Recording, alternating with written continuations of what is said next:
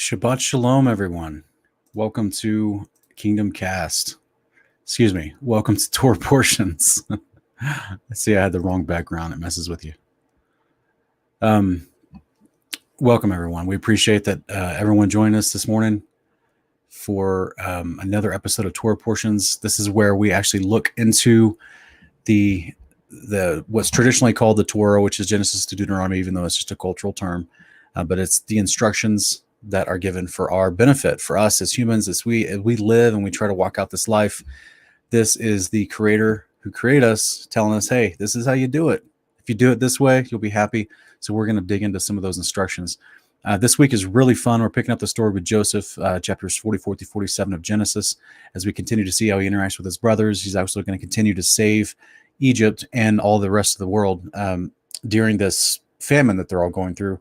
And how he does it is according to God's law, which is pretty fascinating. So we'll be happy to explain and share that with you today. I want to appreciate everyone. I want to say hello, and I appreciate everyone that's here in the audience already. That's in the live chat. Scott McVicker, welcome, brother. Gilbert Miranda, D Love, Mary Slattery, David Shearer, welcome, brother. Windfeather, Mr. Bear's back. Gerald, welcome, brother. Jasmine Williams, Master Soup, Cindy L. Mills, Lady Bear, Game Genie 11, Windfeather, Henrique Same. I think I said that right, brother. I hope I did. The Great Deception is back. Ancient Ways Modern Man is back. Welcome, everybody. Yeshua's Garden, Jane Frisk, welcome back. Paul Levi, and a lot more. We welcome everyone here. Hopefully you guys are as excited and as ready as I am to jump into a fun new Torah portion so we can kind of dig into the word a little bit and learn more. So let's jump right into it. Oh, real quick before we do, guys, I want everyone to, I put the link in the chat. It's also in the video description. So if you would, be sure and check this out this week if it's on your heart. Okay, this is a fundraiser that we as Kingdom of Context are trying to get people's attention to.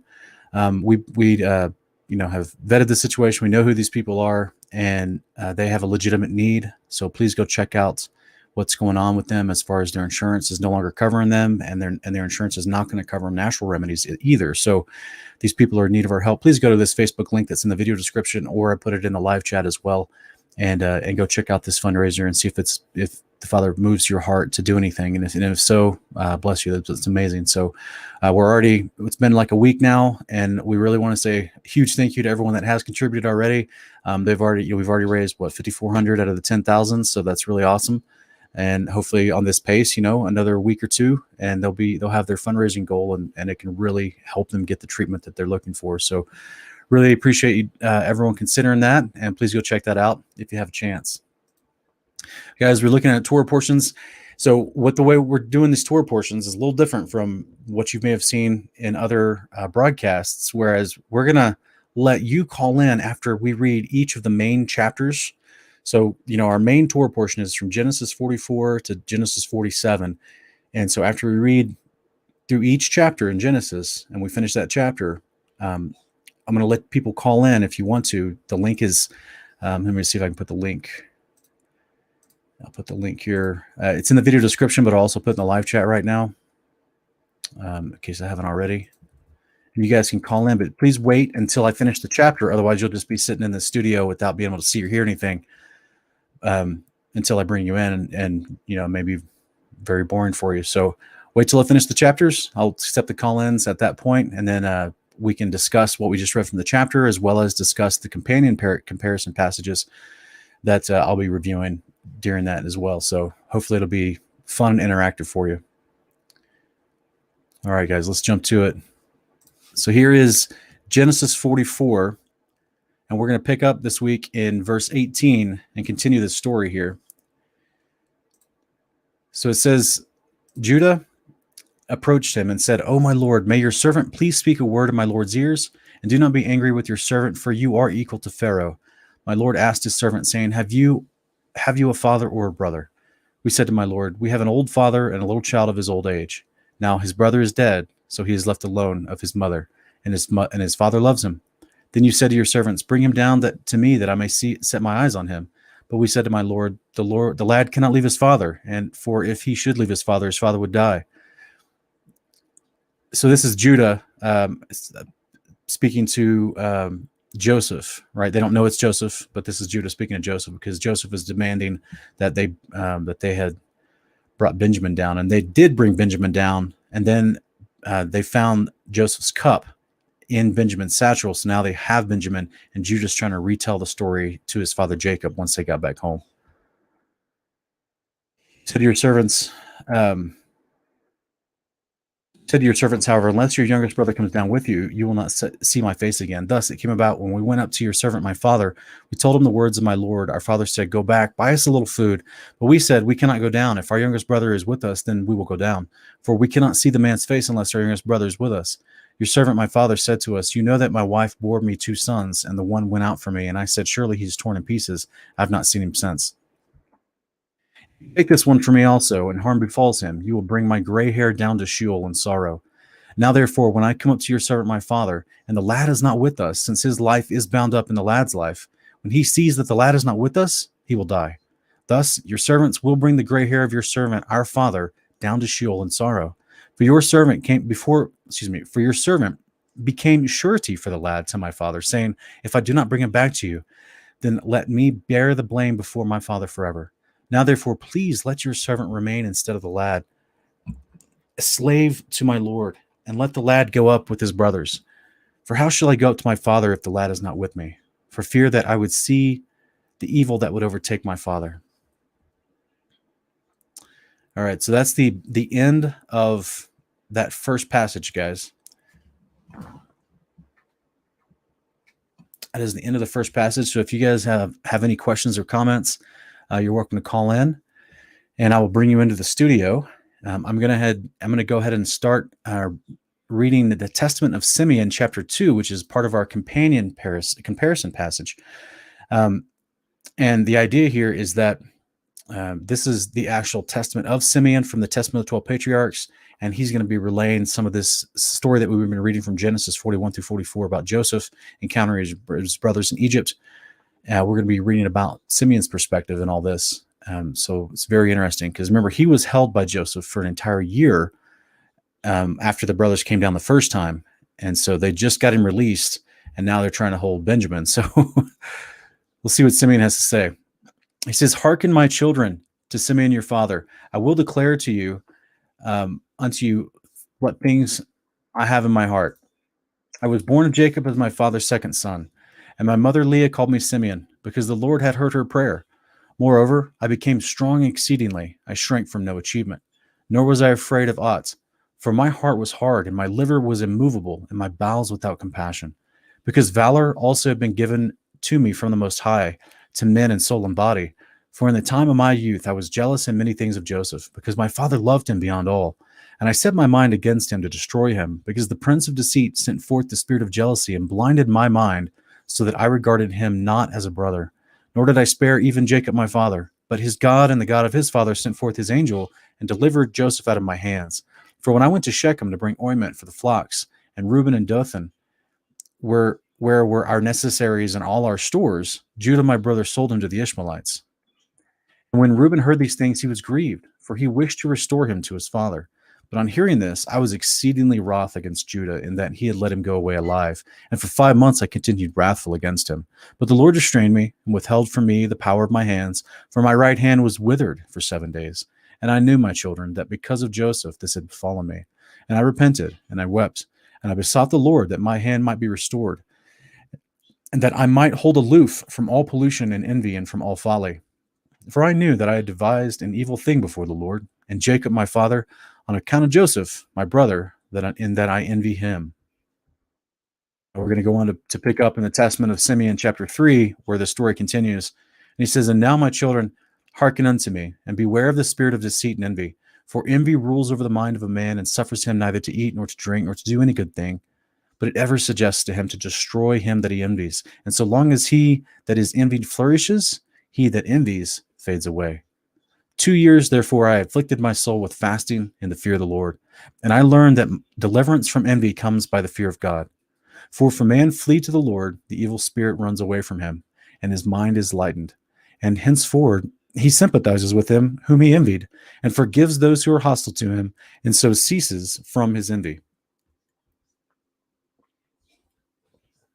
So here in chapter 4 of the Testament of Simeon, it continues. He says, "And my father asked concerning me, because he saw that I was sad.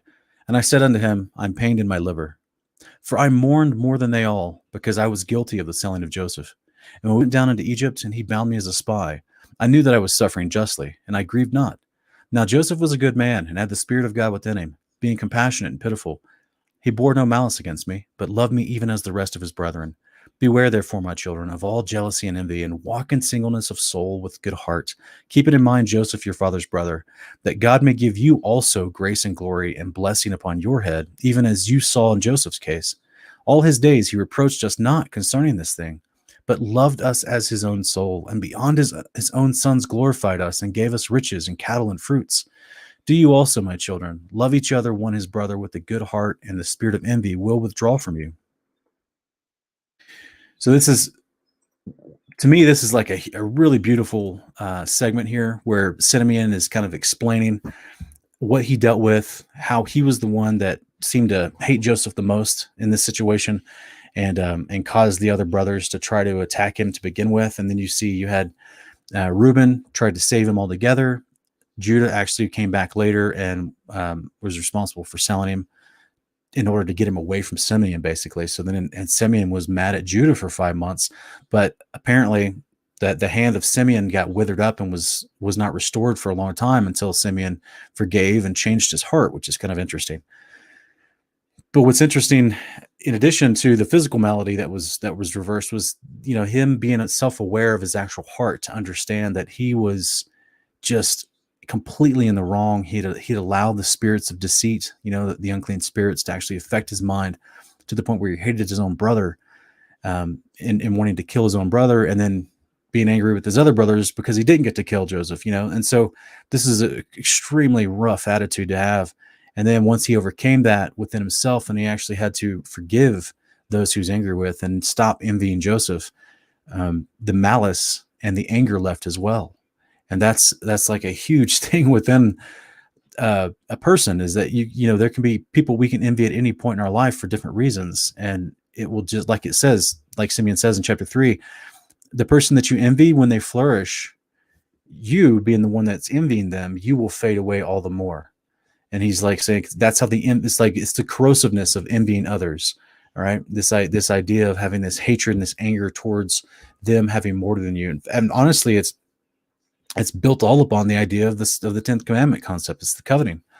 So this is a huge life lesson that Simeon learned, and thankfully he did actually learn it and caused no further strife, and actually, got to a point of peace.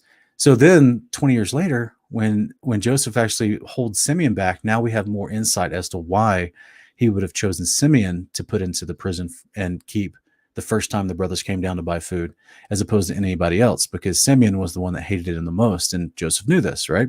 So Simeon was like, hey, I was suffering justly, being locked up in that time period, because he felt he was still guilty for what he felt like he had done. So this is an interesting dynamic that we're seeing, how some of these things are being resolved, and there's internal atonement between the relationships, both personally and a little bit of vindication between Joseph and the other brothers.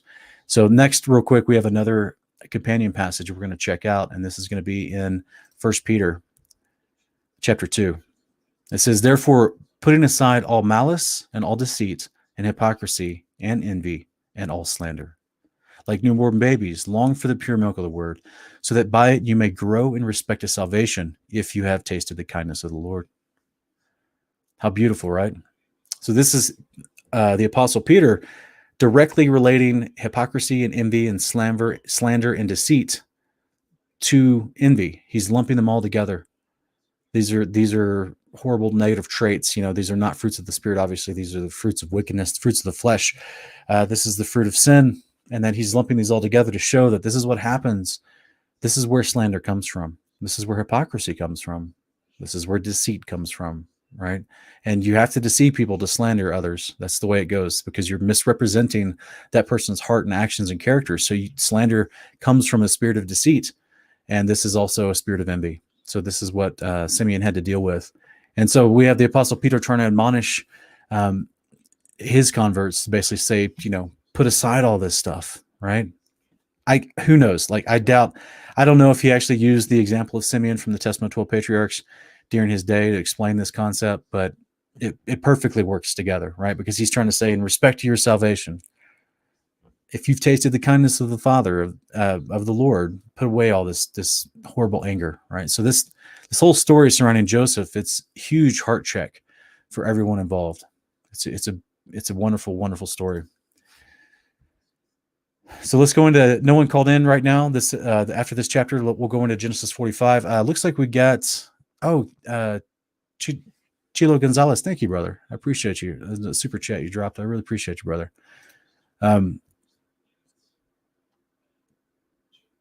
Yes, thank you, Joe Dano. Please hit that. Please hit the like button. Share it on your socials if this is blessing you guys. And then Jeremiah 15:16 is adding a complimentary verse saying, "Put to death, therefore, what is earthly in you: sexual morality, impurity, passion, evil desire, and covetousness, which is idolatry." Yes. Yes. Absolutely. Amen. All right, guys, let's jump into Genesis 45 real quick, and we'll keep rolling here through the portion. Verse 1, he says, "And then Joseph could not control himself before all those who stood by him, and he cried, 'Have everyone go out from me.' So there was no man with him. And when Joseph made himself known to his brothers, he wept so loudly that the Egyptians heard it, and the household of Pharaoh heard it. Then Joseph said to his brothers, 'I am Joseph. Is my father still alive?' But his brothers could not answer him, for they were dismayed at his presence. Then Joseph said to his brothers, 'Please come closer to me.' And they came closer. And he said, 'I'm your brother Joseph, whom you sold into Egypt. Do not be grieved or angry with yourselves because you sold me here, for God sent me here before you to preserve life. For the famine has been in the land these 2 years, and there are still 5 years in which there will neither be plowing nor harvesting. God sent me here before you to preserve for you a remnant in the earth, and to keep you alive by a great deliverance. Now, therefore, it was not you who sent me here, but God, and he has made me a father of Pharaoh, and a lord of all his household, and ruler over all the land of Egypt. Hurry, go up to my father and say to him, 'Thus says your son Joseph, God has made me lord of all Egypt. Come down to me and do not delay. You shall live in the land of Goshen. You shall be near me, you and your children and your children's children, and your flocks and your herds, and all that you have. Therefore I will also provide for you, for there are still 5 years of famine to come, and you and your household and all that you have would be impoverished. Behold, your eyes see, and the eyes of my brother Benjamin see, that it is my mouth which is speaking to you. Now you must tell my father of all the splendor in Egypt, and all that you have seen. You must hurry and bring my father down here.' And then he fell on his brother Benjamin's neck and wept, and Benjamin wept on his neck. He kissed all his brothers and wept on them, and afterwards his brothers talked with him. Now, when the news was heard in Pharaoh's house that Joseph's brothers had come, it pleased Pharaoh and his servants. Then Pharaoh said to Joseph, 'Say to your brothers, do this: load your beasts and go to the land of Canaan. Take your father and your households and come to me, and I will give you the best of the land of Egypt, and you will eat the fat of the land. Now you are ordered, do this: take wagons from the land of Egypt for your little ones, for your wives, and bring your father and come. Do not concern yourselves with your goods, for the best of all the land of Egypt is yours.'"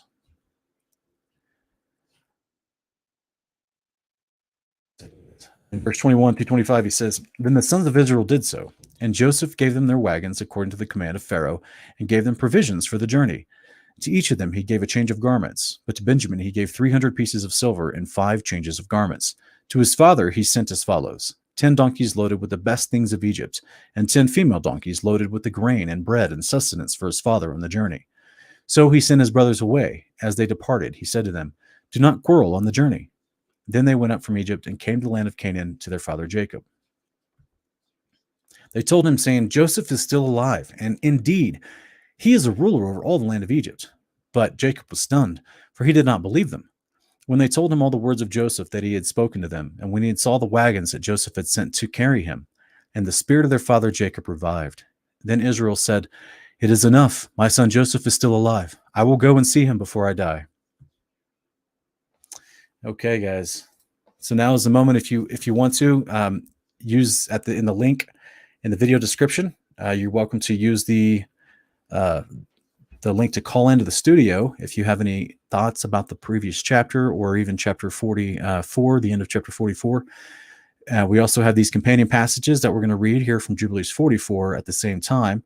But if you have any thoughts or you have any questions about what we just read, you want to call in. So essentially, I think it's interesting to me, though, that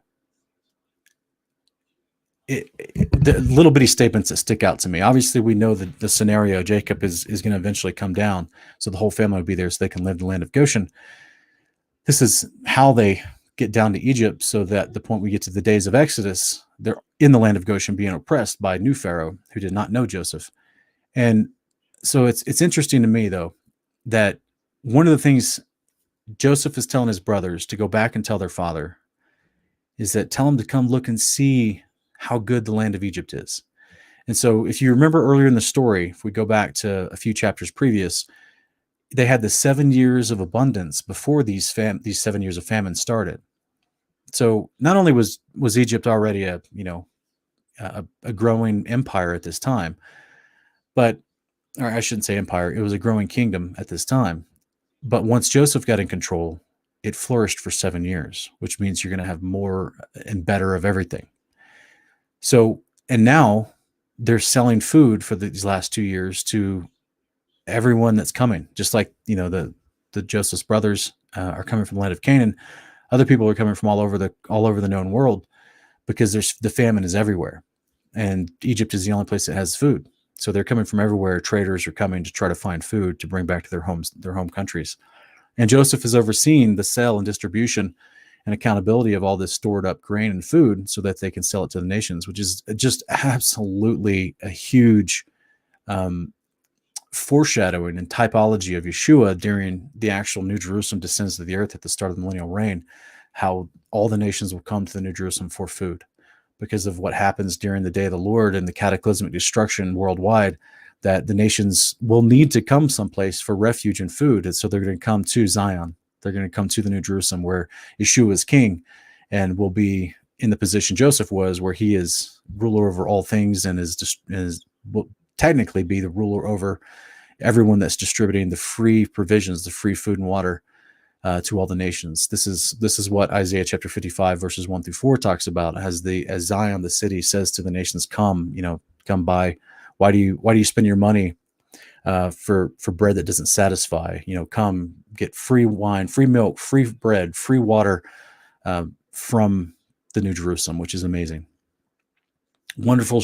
I know a lot of people have done a lot of comparison breakdowns with Joseph's life and Yeshua's life and how there's so many comparisons, but I've seen one, I think, that they studied like 100 different comparisons between Joseph and Yeshua, and it's just super extensive, how this particular character in Genesis is a type and shadow of what we see in the future with Yeshua. All right, guys, if no one has any questions, or if no one's going to call in, I will go ahead and jump into the companion passage here in Jubilees 44. And here it says in verses 1-4, Israel took his journey from Haran from his house on the new moon of the 3rd month. Israel is Jacob, by the way, guys. And he went on the way of the well of oath, and he offered a sacrifice to God of his father Isaac on the 7th of this month. And Jacob remembered the dream that he had seen at Bethel, and he feared to go down into Egypt. And while he was thinking of sending word to Joseph to come to him, that he would not go down, he remained there 7 days, if perchance he could see a vision as to whether he should remain or go down. And he celebrated the harvest festival of the first fruits with old grain. For in all the land of Canaan there was not a handful of seed in the land, for the famine was over all the beasts and the cattle and the birds, and also over man.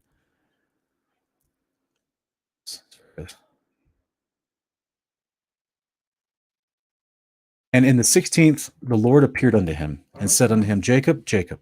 And he said, Here I am. And the Lord said to him, I am the God of your fathers, the God of Abraham and Isaac. Fear not to go down into Egypt, for I will there make of you a great nation, and I will go down with you, and I will bring you up again, and in this land shall you be buried. And Joseph shall put his hands upon your eyes. Fear not, go down into Egypt. And his sons rose up, and his sons' sons, and they placed their father and their possessions upon wagons. And Israel rose up from the well of oath on the 16th of the 3rd month, and he went to the land of Egypt. And Israel sent Judah before him to his son Joseph to examine the land of Goshen. For Joseph had told his brothers that they should come and dwell there, that they might be near him. And this was the goodliest land in the land of Egypt, and near to him for all of them, and also for the cattle. All right, guys. So what we read here in Jubilees 44, 1-10, we got the brothers in Genesis 45. They went back to Jacob in the land of Canaan with all these chariots filled with goods, or these wagons, I should say, from Egypt filled with goods. They're trying to tell the father, we should go down. He wants us to go on a go ship. We're basically moving our whole household. We're going to go down there. And Jacob is kind of resistant. He's kind of afraid. This is a trend we see with Jacob. It's actually something that Judah talks about in the Testament of 12 Patriarchs in Judah's Testament, about how he had to speak sternly with his father from time to time because of Jacob's fear. And so this is another moment here where Jacob is kind of afraid. So then he gets up from where he was and he goes over to Beersheba, which is where the well of the oath is, where Isaac used to live. And he goes to do the sacrifice here. And it tells you why he goes to do the sacrifice. And I think this is pretty fascinating, guys.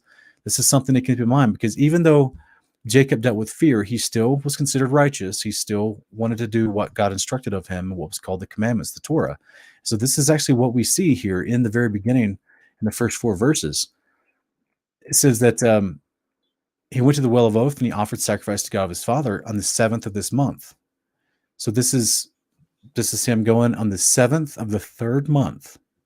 Then he says in verse 3, while he was thinking of sending word to Joseph to come and that he would not go down, he remained there. That's at the well of oath in Beersheba. He would remain there another 7 days. Perchance he could see a vision as to whether he should remain in Canaan or go down to Egypt.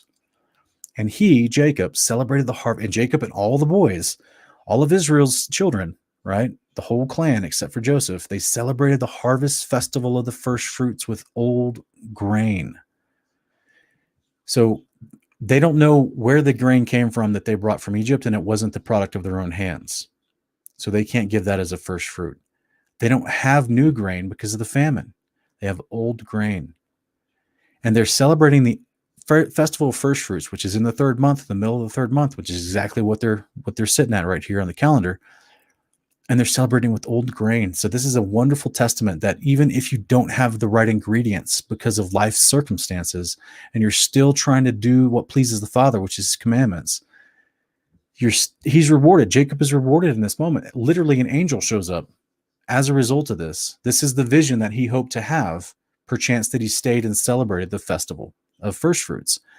So even though he doesn't have new harvested first fruits to give, he uses old grain, and the Father still sees his heart and still accepts this, to the point where he's like, all right, I'm going to send him an angel and tell him, in person, it's okay to go down to Egypt. Be not afraid. It's all right.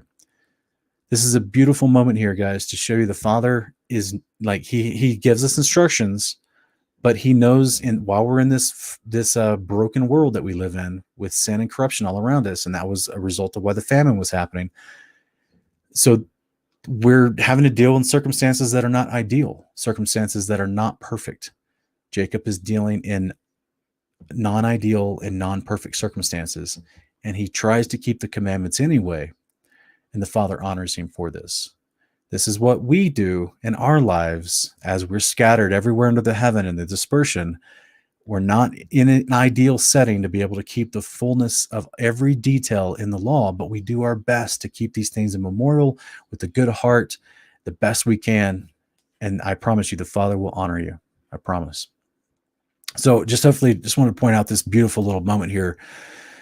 But we'll jump into Genesis 46 real quick, to the next part of our passage. And here in Genesis 46, let me see here, we got verses 1 through 5. So Israel set out with all that he had, and he came to Beersheba and offered sacrifices to the God of his father Isaac. That's what we just read in Jubilees 44. God spoke to Israel in visions of the night and said, Jacob, Jacob. And he said, here I am. And he said, I am God, the God of your father. Do not be afraid to go down into Egypt, for I will make you a great nation there. I will go down with you to Egypt, and I will surely bring you up again, and Joseph will close your eyes. Then Jacob arose from Beersheba, and the sons of Israel carried their father Jacob and their little ones and their wives in the wagons which Pharaoh had sent to carry him. Oh, sorry, guys. I don't know why I keep skipping forward like that.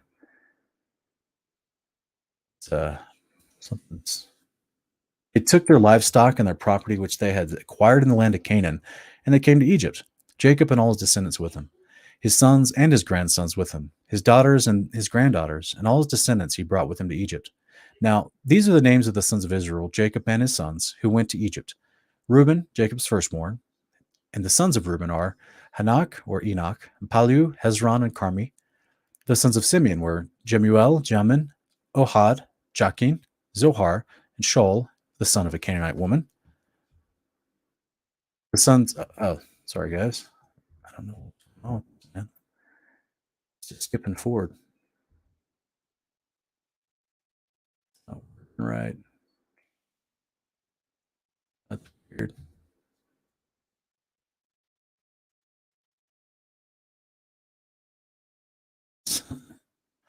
Sons of Levi were Gershon, Kohath, and Merari. The sons of Judah was Ur and Onan and Selah, Perez and Zerah, but Ur and Onan died in the land of Canaan. The sons of Perez was Hezron and Hamul, and the sons of Issachar was Tola, Puva, Job, and Shimron. And the sons of Zebulun were Sered and Elon and Jaleel. These are the sons of Leah, whom she bore to Jacob in Paddan Aram, with his daughter Dinah, all his sons and his daughters, number 33. The sons of Gad was Ziphion and Haggai and Shuni and Esbon, Eri and Arodi and Areli. Sorry, it's skipping forward. That is a frustrating. Sons of Asher was Imnah, Ishva, and Ishvi, and Beriah, and their sister Sarah. And the sons of Beriah was Eber and Malkiel. These are the sons of Zilpah, whom Laban gave to his daughter Leah, and she bore to Jacob these 16 persons. The sons of Jacob's wife, Rachel, Joseph and Benjamin were her sons. Now to Joseph in the land of Egypt were born Manasseh and Ephraim, whom Asenath, the daughter of Potiphar, the priest of On, bore to him. The sons of Benjamin were Bela and Becher, and Ashbel, Gera, Naaman, Ehi, Rosh, Mupim and Hupim, and Ard. These are the sons of Rachel who were born to Jacob. There were 14 persons in all. And the sons of Dan was Hushim. The sons of Naphtali, Jaziel and Guni and Jezer and Shalim. These are the sons of Bilhah, whom Laban gave to his daughter Rachel. She bore these to Jacob. There were 7 persons in all. All the persons belonging to Jacob who came to Egypt, his direct descendants, not including the wives of Jacob's sons, were 66 persons in all. And the sons of Joseph who were born to him in Egypt were 2. All the persons of the house of Jacob who came to Egypt were 70. Now he sent Judah before him to Joseph, to point out the way before him to Goshen. And they came to the land of Goshen. Joseph prepared his chariot and went up to Goshen to meet his father Israel. As soon as he appeared before him, he fell on his neck, and he wept on his neck a long time. Then Israel said to Joseph, "Now let me die, since I have seen your face, that you are still alive."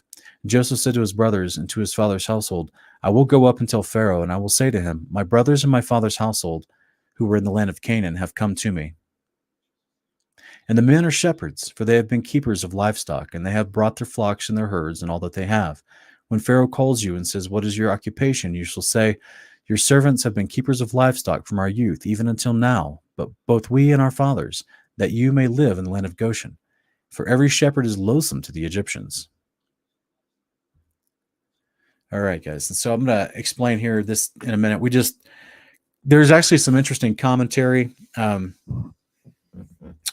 about this phrase that we just read about basically Joseph instructing his brothers to tell Pharaoh that, he wants them to be honest with him, right? He's like, look, tell him what you do. I mean, you got to tell him what you do. But just keep in mind that the Egyptians view shepherds as loathsome. They don't like shepherds. I think it's interesting. And I tried to look some of this up to see if there was any reasoning for this that was stated in the scriptures. I can't really remember or find any reasoning in the scriptures, but I did see some commentary from historians that claim that the Egyptians didn't per se have anything against the Hebrews, but against the other inhabitants of the land of Canaan, because they were always warring with them, and they were predominantly shepherds as well. And so therefore they just equated all shepherds as being loathsome because they were warring off and on with the land of Canaan, which we see later in the book of Jubilees and also even in the Testament or the Canon of 66. So it's just it's an interesting dynamic. But Pharaoh, we're going to see in the next chapter, Pharaoh still doesn't treat them with any disregard or prejudice. He still, ushers them into the land and gives them Goshen and everything, and everything's fine. So, but guys, this is a point of discrepancy a lot of people bring up, is this next little part I put here. And this is something that it mentioned several times at the end of that chapter 46, how 70 persons in all went down in Genesis 46:27. If you look up at the top right hand of this graphic that I made, Genesis 46:27 says, all the persons of the house of Jacob who came to Egypt were 70. So there's a lot of people ask about this. Because remember, we're doing these Torah portions under the series guide of Torah apologetics because we want to be able to explain and show to our friends and family how it's beautiful instruction for us. It's beneficial to us. So sometimes you have to overcome little bitty objections from misunderstandings. This particular objection people bring up is they'll say, well, the numbers aren't correct. It says in one passage that 70 went down with him. But then if you look here at the bottom, it says in Acts 7:14, Stephen says that 75 persons in all went down with him. So which is it? Is it 70 or 75? Well, as you can see up here, I put Genesis 46:27, that's the Masoretic, and I put 70 in orange, but then right below it is Genesis 46:27, and I put 75 souls in yellow because this is the Septuagint translation. Same thing with Exodus 1:5 in the Septuagint. It says that 75 went down with him to Egypt, which is exactly what Stephen says in Acts chapter 7, verse 14. So there's a bit of a discrepancy with the Masoretic text, and this is something we've talked about a lot on Kingdom and Context, the difference between the two texts. The Masoretic was compiled around the 9th century A.D. by rabbinical Pharisees, and there are some changes made to the text, specifically with numbers for some reason. They changed some of the numbers, like with the genealogy of ages, and also little stuff like this with numbers. And then they completely like just chopped up the book of Jeremiah and rearranged stuff. And like, it's very interesting what kind of changes they did make. But the Septuagint in Genesis 46 and Exodus 1:5 matches what Stephen is saying in Acts 7:14. But guys, here's the interesting part is Jubilees 44:28 through 33 on the left-hand side, where it goes and it tells you the same list of sons that we just read off. And it goes and explains the sons of Dan that were Hushim and Salmon, Asudi and Jaka and Solomon. There were 6. It says, and they died the year in which they entered into Egypt, and there was left to Dan Hushim alone. So out of Dan's 6 sons, only one of them, Hushim, was left. Or excuse me, out of Dan's 5 sons, 4 of them died. So that's interesting. Then it goes on to say, and these are the names of the sons of Naphtali, Jaziel and Guni, Jezer and Shalom and Eve. By the way, guys, the reason why these names sound slightly different because it's the Jubilees is translating the names from the Greek into English. And so there's a transliteration effect that's different from the Masoretic text we read in Genesis 46. It's still the same names. It's just when you translate them from a Masoretic Hebrew, from that Hebrew script, it changes the sounds, the vowels. I mean, it's the same names. It's just different translated from Hebrew or from Greek. So this is where it says that Eve, who was born after the years of the famine, he died in Egypt, and all the souls of Rachel were 26. So it goes on to explain, and I try to color code it for you, okay? It goes on to say that all the souls of Jacob who went into Egypt were 70 souls, just like the Masoretic says, but then it goes on to expound, and it says there are his children and his children's children, in all 70, but 5 died in Egypt before Joseph and had no children. So technically, 75 did go into Egypt, just like Stephen is saying in Acts 7:14, just like the Septuagint says in Genesis 46 and Exodus 1. It's also, I believe, in Deuteronomy 10. 75 did go down to Egypt, but 5 of them died that first year, and then Eve, 4 of them died the first year, and then Eve died 5 years later. And it says they all died; those 5 died before Joseph, meaning they were near Joseph, right? This is why in all there's 70 at the end of the day. And basically it's taking the entire story and it's summarizing to say, well, eventually 70 souls, because these other people that died, they had no children. So the 4 sons of Dan and 1 son of Naphtali that died, they had no children to pass on a genealogy.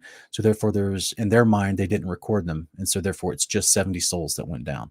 So basically this is a discrepancy I hear atheists bring up. I hear people that do not like the Bible, they try to bring up and say there's a contradiction, but it's really not. You just have to understand the different translations. And Jubilees actually gives us both. It tells you that there were 75 that went down, but 5 of them died. And so therefore they were just counted as 70. So it makes both the Masoretic correct and the Septuagint correct and Stephen correct in the New Testament. So again, another great testament to the helpfulness of the book of Jubilees that used to be considered part of the Bible before the first century AD. So hopefully, guys, that's a good thing for you guys to keep in your back pocket, in case anyone brings this up in the future. All right. Again, if this is the time to call in since we finished the chapter, but if no one has any questions or anything to call in about after chapter 46, I know it was kind of a boring chapter going over genealogies, but we're going to get into 47. This is where it's going to get real juicy. A lot of stuff in this chapter to think about. So let's go real quick to Genesis 47, 1-4. Then Joseph went in and told Pharaoh and said, "My father and my brothers and their flocks and their herds, all that they have come out of the land of Canaan. And behold, they're in the land of Goshen."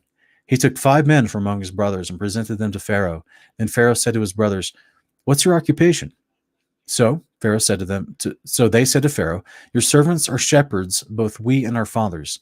And they said to Pharaoh, "We have come to sojourn in the land, for there's no pasture for your servants' flocks. For the famine is severe in the land of Canaan. Now therefore, please let your servants live in the land of Goshen." Then Pharaoh said to Joseph, "Your father and your brothers have come to you. The land of Egypt is at your disposal. Settle your father and your brothers in the best of the land, and let them live in the land of Goshen. And if you know any capable men among them, put them in charge of my livestock." I think this is funny. Pharaoh's like, he really doesn't have an aversion to shepherds. He clearly needs his own shepherds because he has his own livestock. I think the historian commentator could be correct. They just had an aversion to the people they were warned against in the land of Canaan, and it wasn't the Hebrews. He goes on to say in verse 7, "Then Joseph brought his father Jacob and presented him to Pharaoh. And Jacob blessed Pharaoh. Pharaoh said to Jacob, 'How many years have you lived?' So Jacob said to Pharaoh, 'The years of my sojourning are 130. Few and unpleasant have been the years of my life. Now, nor have they attained the years that my father lived during the days of their sojourning.'" Speaking of Abraham and Isaac. Jacob blessed Pharaoh and went out from his presence. So Joseph settled his father and his brothers and gave them a possession in the land of Egypt, in the best of the land, in the land of Rameses, as Pharaoh had ordered. Joseph provided his father and his brothers and all his father's household with food, according to their little ones. Now there was no food in all the land, because the famine was very severe, so that the land of Egypt and the land of Canaan languished because of the famine. Joseph gathered all the money that was found in the land of Egypt and in the land of Canaan for the grain which they had bought. And Joseph brought the money into Pharaoh's house. When the money was all spent in the land of Egypt and in the land of Canaan, all the Egyptians came to Joseph and said, "Give us food, for why should we die in your presence? For our money is gone." Then Joseph said, "Give up your livestock, and I will give you food for your livestock, since your money is gone." So they brought their livestock to Joseph, and Joseph gave them food in exchange for the horses and the flocks and the herds and the donkeys. Then he fed them with food in exchange for all their livestock that year. When that year was over, they came to him the next year and said, "We will not hide from my lord that our money is all spent, and the cattle are my lord's. There is nothing left for my lord except our bodies and our lands. Why should we die before your eyes, both we and our land? Buy us and our land for food, and we and our land will be slaves to Pharaoh. So give us seed, that we may live and not die, that the land may not be desolate." So Joseph bought all the land of Egypt for Pharaoh, for every Egyptian sold his field, because the famine was severe upon them. Thus the land became Pharaoh's. As for the people, he removed them to the cities from one end of Egypt's border to the other. Only the land of the priests he did not buy, for the priests had an allotment from Pharaoh, and they lived off the allotment which Pharaoh gave them. Therefore they did not sell their land. Then Joseph said to the people, "Behold, I have today bought you and your land for Pharaoh. Now here is seed for you, and you may sow the land. At the harvest you shall give 1/5 to Pharaoh, and 4/5 shall be your own for seed for the field, and for your food, and for those of your households, and as food for your little ones." So they said, "You have saved our lives. Let us find favor in the sight of my lord, and we will be Pharaoh's slaves." Joseph made it a statute concerning the land of Egypt, valid to this day, that Pharaoh should have the 1/5. Only the land of the priests did not become Pharaoh's. Now Israel lived in the land of Egypt in Goshen, and they acquired property in it, and were fruitful, and became very numerous. Okay, guys, this is the end of chapter 47. There is a ton of information in there, and we're going to go over and review it. This is actually Jacob using the law of God to help enact this plan, and I'm going to explain what that looks like and why the people were happy about it. Because at first reading, if a superficial reading, it seems like, man, he just bought the people too. Like that seems crazy. Like they offered themselves into slavery. And it's not the slavery like that we've, the media portrays about, North American slavery in the last 300-400 years in the country of the United States, where slave owners got abusive. And like, it wasn't, that does eventually happen later, but only to the Hebrews. These particular Egyptians are offering themselves, and that word in the Hebrew is actually a word for servanthood, right? So they're offering themselves in direct servanthood to Pharaoh. It's not this oppressive type of slavery that you see in other countries today and also in America's history. So it's very, very different. But the point is, there was still an exchange of value for the necessities that they needed to stay alive. If you guys want to call in and have any questions or commentary, use the link in the video description. I'll put the call-in link also in the chat right now. Again, if you guys need it, you're welcome to call in, ask any questions you may have about this passage. Otherwise, I'm going to go ahead and start. Well, even go ahead and call in if you want, but I'm just going to, for the sake of time, I'm going to go ahead and push through some of the companion passages for everyone else watching. All right, guys. So check this out on Testament of Benjamin, chapter 3. This is from the Testament of 12 Patriarchs, and this is actually the Testament of Benjamin.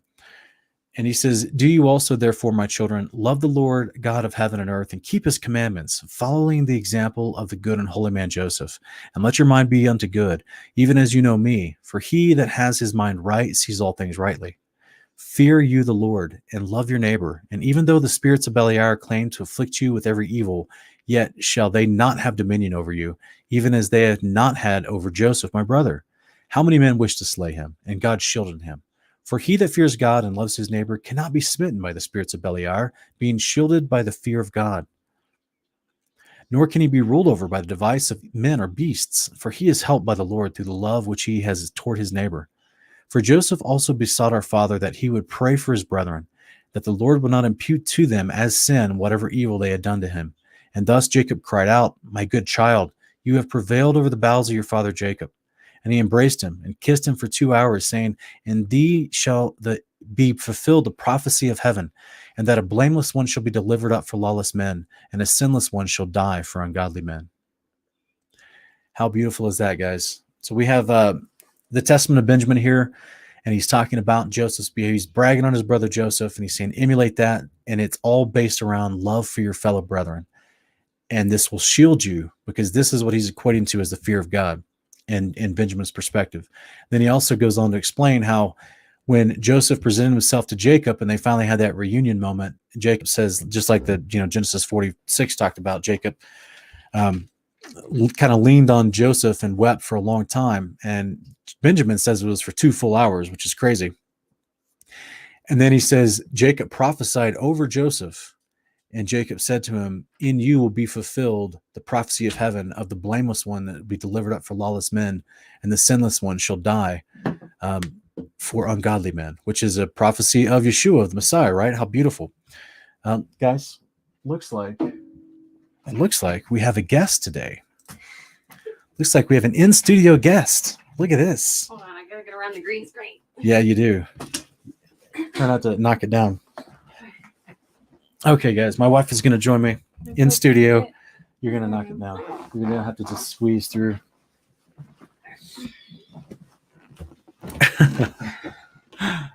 All right. Hey, sweetie. Welcome. Hey. Hey, guys. All right. Just making my cameo. Yeah.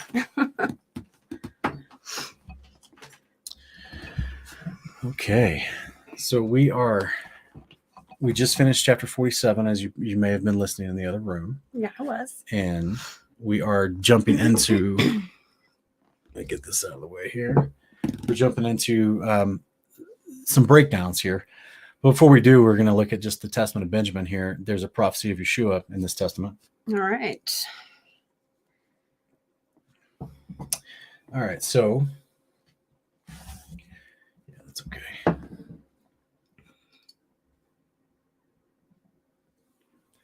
We have, I didn't really turn the lights on, so hang on, let me set this. Let me adjust the screen to make it a little bit better. All right, guys, I messed up his flow. It's okay. It's all good. Glad to have you. Okay. So essentially we have Benjamin praising Joseph, Right. and he's saying, hey, did great. And then when Joseph reunited with Jacob, Jacob actually prophesied real quick. Because remember, in the book of Jubilees, it tells us in chapter 32 that Jacob, when he had this moment of the angels coming in and where he saw them ascending and descending, Right. like a ladder.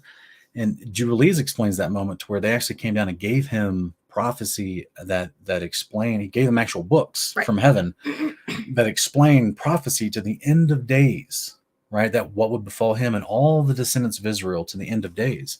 So therefore, that's where Jacob, in meeting Joseph in this testament of Benjamin, would have this prophecy of the coming Messiah, Right. and how he would be delivered up for lawless men, and a sinless one would die for the ungodly men, because that is what the Father needed, was a good priest Right. that could step into this position that was prophesied of Yeshua. So that's why Yeshua had to do that. But so this is a beautiful little prophecy we have in the Testament of Benjamin, explaining the coming of the Messiah, and that this conversation is happening when Jacob is being reunited with Joseph. How interesting is that? It's a travesty that this is left out of the book of Genesis, Right. because then we would have a prophecy of Yeshua in the book of Genesis. Right. You know what I mean? So to me, it's no wonder that the first century rabbis would tell people, stop reading the Testament 12 patriarchs. Yeah. Because it tells you that the patriarchs themselves, Abraham, Isaac, and Jacob, and the sons of Jacob, all knew prophecy about the coming Messiah. They all knew it, and they were talking about it. So yes, of course, the first century rabbis who hated Jesus, who literally were part of the mob squad that killed him, and they're trying to suppress information that would point to Jesus, especially with the patriarchs of their faith. Right. So this is such a travesty. This isn't in Genesis. Yeah, and it's in the Testament of Levi, I'm pretty sure, where it just outright says he's going to be raised as a new priest.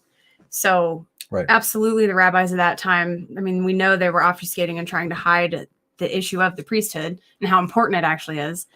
And, I think for obvious reason, it would be much easier to convert a Jew to accepting Yeshua as Messiah if you could explain to them his role as their high priest. That's and right. Not this, he came to do away with all these commandments for you. That's right. Yeah, that's right. Let's go real quick to another companion passage that we have here in Romans chapter 8. And this is going to get into a fun little idea here about how God does take things that are meant for bad and use them for good. So here in verse 18 of Romans 8, it says, "For I consider that the sufferings of this present time are not worthy to be compared with the glory that is to be revealed to us. For the anxious longing of the creation waits eagerly for the revealing of the sons of God.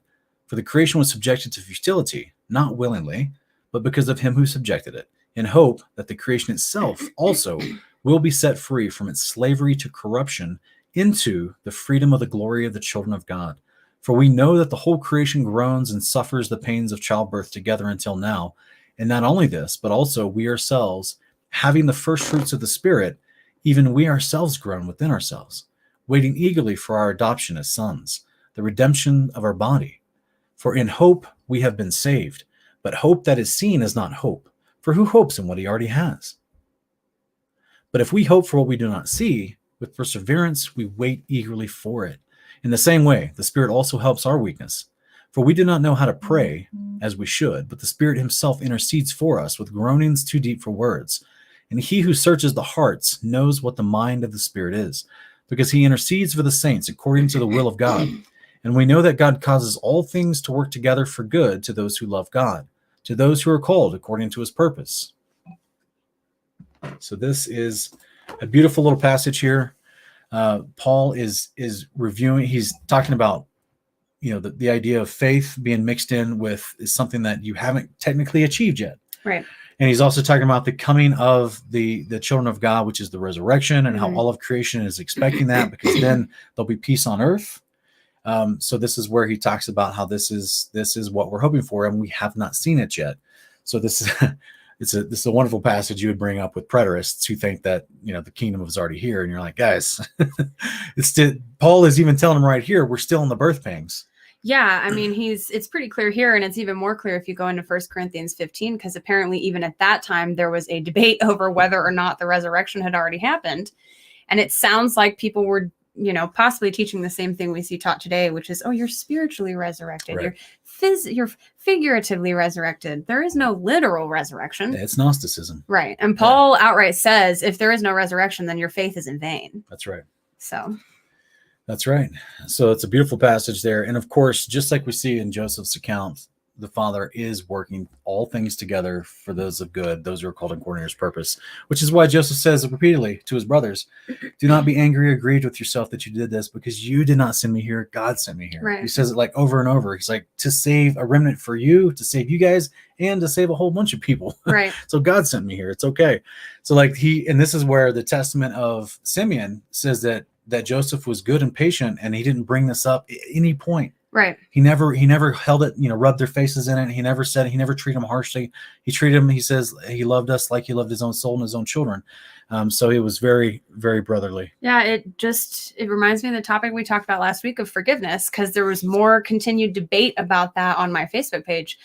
And everyone who tells me that we're not required to forgive unless we receive an apology and acknowledgement that person comes and repents, I ask them, okay, if that is the case, then what then? What is our attitude towards those people supposed to be if we haven't forgiven them? Are we allowed to walk around with anger and bitterness and hatred in our hearts towards them?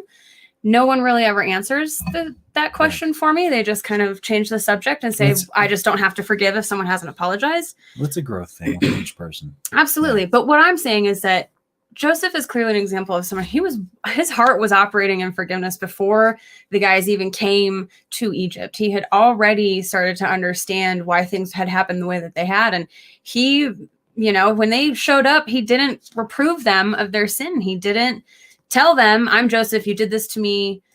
You have to, repent or you're not forgiven by me. I mean, we don't see that taking place, and we don't see him carrying around that debt in his heart, really is what it is. So the question of reconciliation, I think, is different from the question of forgiveness, because I think forgiveness is a multifaceted word, that it's not just used in the context of this physical reconciliation between two people. It's also a process taking place within our hearts. I've had to forgive people who aren't sorry for things that they did to me, but that was me choosing to not hold the grudge in my heart anymore, because it was damaging for my mental and spiritual health. It didn't do anything to the other person for me to remain bitter and angry towards them. Let's look at the practical real quick. We've got a lot more to get to, sweetie. So okay. I'm going to have to cut some of this short, but let's look at the practical nature of what you're talking about. If person A is mad at person B, and both of them are mad at each other, there's been offense there. Person A sometimes does not feel like they offended person B, but person B feels offended for whatever reason.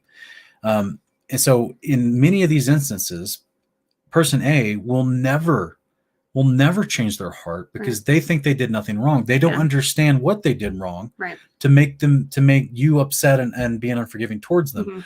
So person B, if they never get to this point in their heart where they want to reconcile and forgive, which you have to forgive to initiate reconciliation, they'll never go talk to person A to clear up and explain to them, here's how you hurt me. True. Whether you recognize that action as hurt towards me or not, this is how I took it. Right. This is how you hurt me. And if that that conversation will never take place if person B does not forgive first. Because person A thinks they did nothing wrong, right? So they feel justified in their behavior because it hasn't been explained to them how they offended the other person. They have no chance to even try to be reconciliatory or ask for forgiveness or apologize. So this is where this kind of thing it eats itself, right? It's a snake eating itself. It's not if both people, if there has to be in the circumstance, especially when most of those circumstances, there's someone out of the two that's ignorant of what happened.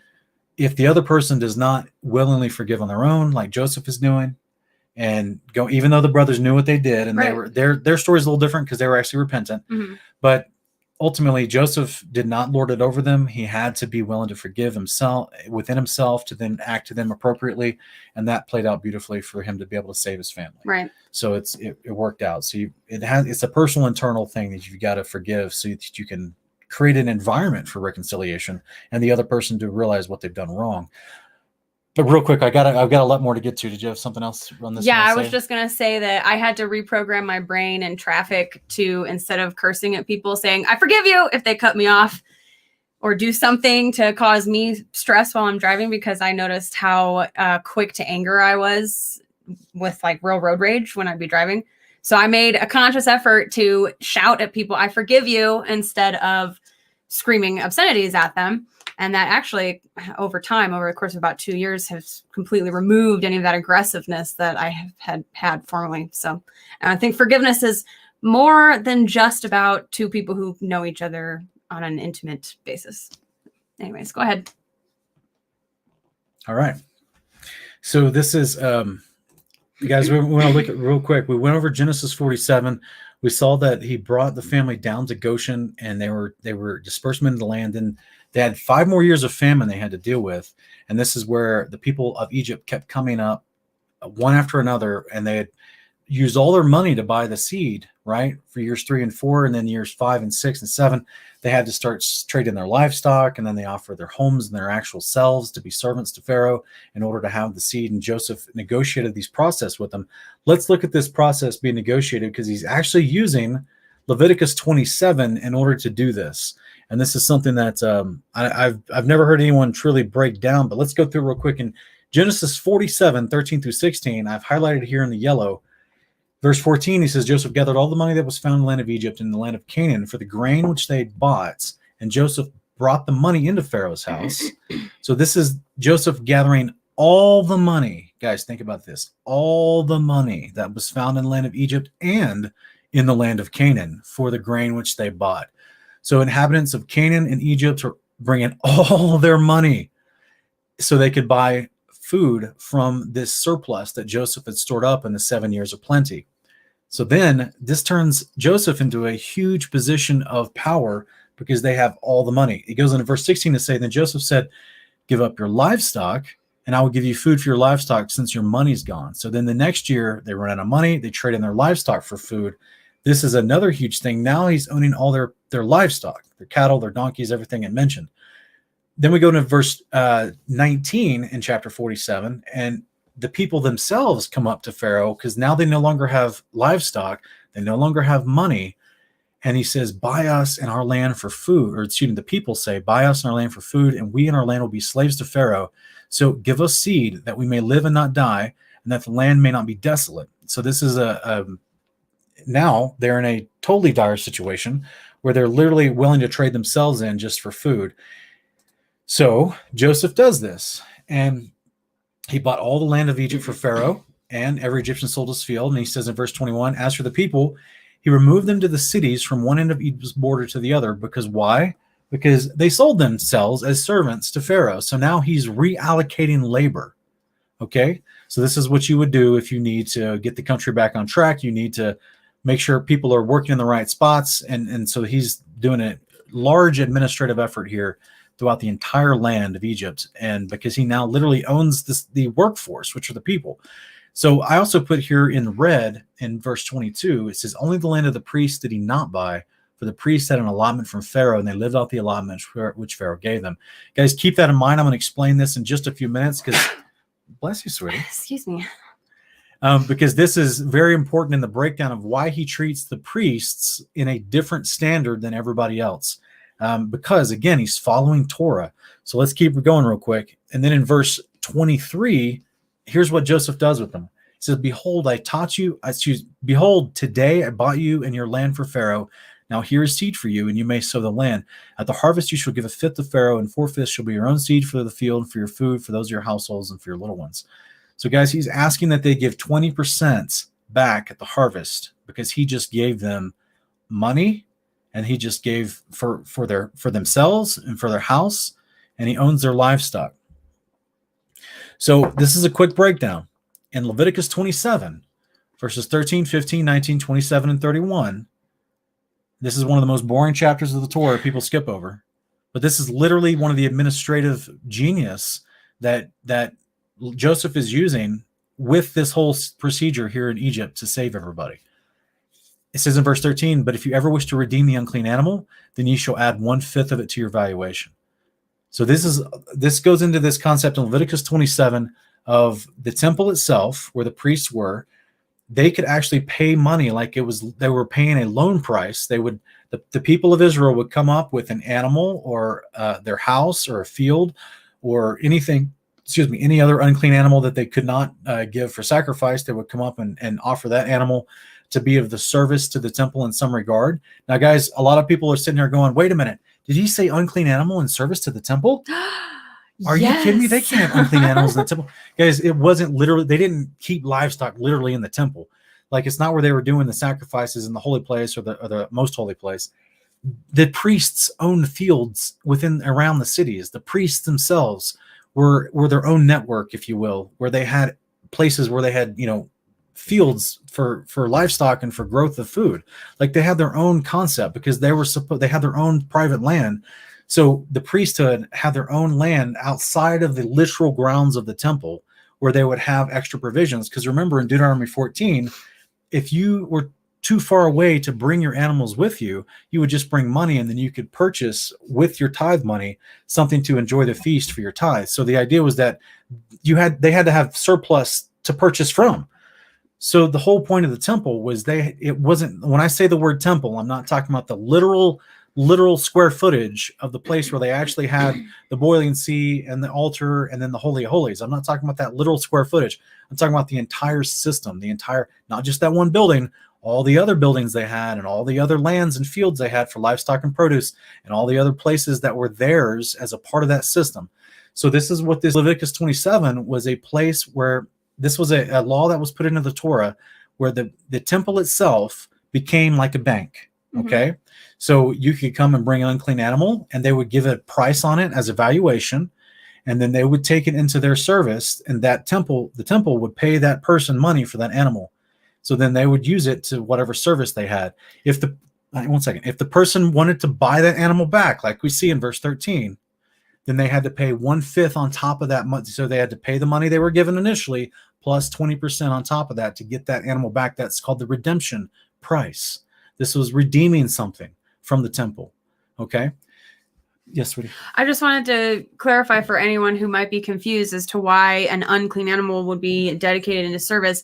Just think about a farm. Anyone who's been farming understands there are certain unclean animals that are necessary to have around, especially with livestock. Dogs are unclean, right, but dogs are historically used in shepherding animals. Cats are unclean, but cats are great for killing rodents and insects and all that kind of stuff.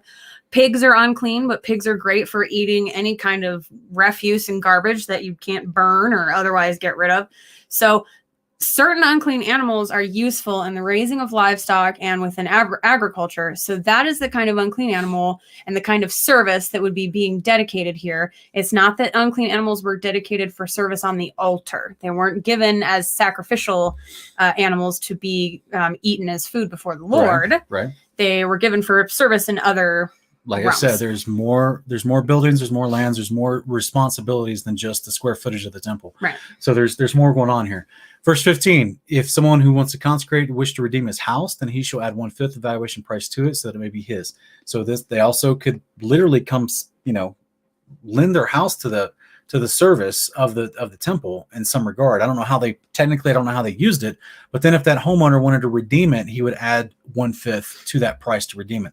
Same thing in verse 19, if they had a field that they wanted to donate, which means they wanted to get a loan, basically. So they put their field up for collateral, just like with the house. If they want to get that back into their full possession, they had to pay back the valuation price plus 1/5, which is 20%.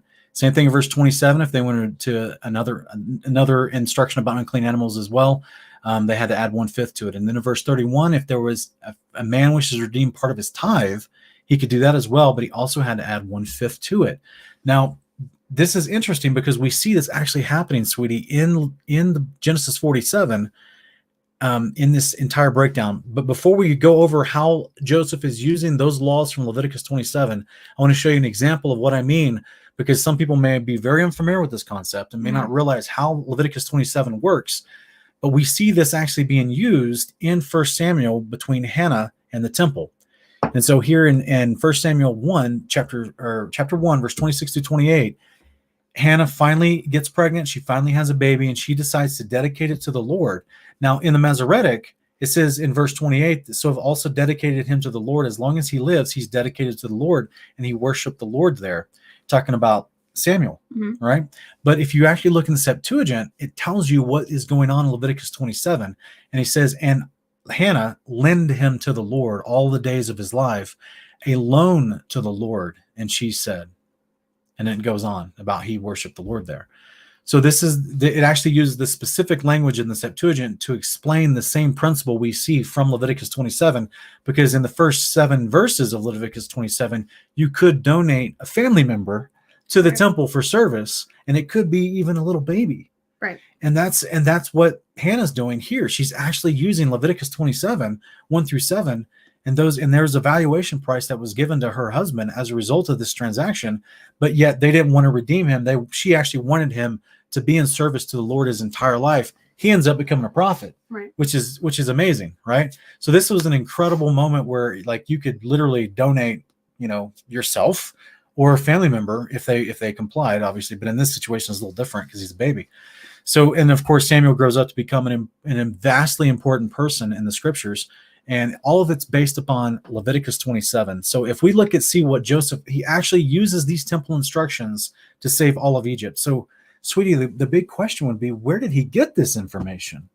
I would wager that he had access to these laws and commandments at the time of his life. That's right. So you're trying to say that Leviticus 27, like it wasn't, the first time it was shown to mankind wasn't Mount Sinai? They already had this information beforehand? Yeah, I think I'm saying that about a lot of what was given on Mount Sinai.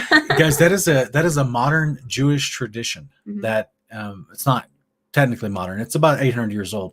But that's a Jewish tradition that tries to impose the idea that the law of God was only given at Mount Sinai, and that the patriarchs basically just had what they call the oral Torah. Like they just had stuff they passed on orally and did the best they could, and I guess they guessed about all the sacrifices they did, and were accepted by God. Like none of it, guys. That's because they ignored the books that they've tried to take out of the canon, so people don't understand Yeshua. But books like the Book of Jubilees go into great detail about how they did have the law of God before Mount Sinai, and that the purpose of Mount Sinai is basically them being all this generation that came out of Egypt that was so confused. They had so much Egypt in them, they had to be retaught.